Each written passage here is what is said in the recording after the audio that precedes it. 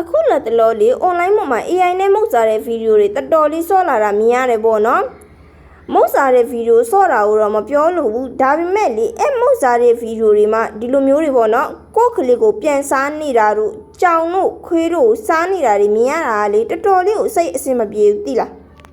ရိုးရိုးတာမှန်မုတ်စားနည်းလေးတွေလေသူများတွေဆော့နေကြတာပဲလीနော်အဲ့လိုလေးတွေပဲဆော့ကြပါလား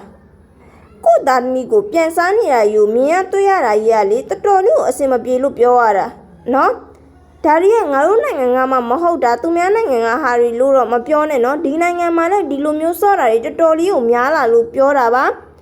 ဒီမှာကြည့်နော်ဒါရီဆိုလဲလှုပ်တင်လားလှုပ်ရမယ့်အရာလားသုံးသက်တာတော့တော်တော်လေးကိုကောင်းပါတယ်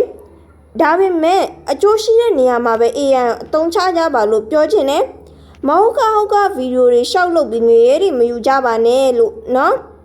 အမြင်မတူတာတွေလည်းရှိကောင်းရှိလိမ့်မယ်ဒါပေမဲ့အခုပြောတာကလည်း AI နဲ့မဟုတ်ကဗီဒီယိုတွေလောက်တာတို့ခလေးတွေတရိษံတွေကိုစားပြတာတွေမစော့ပဲရိုးမုတ်စားနည်းလေးတွေပဲစော့ပေးကြပါလို့ပြောချင်တာပါရှင်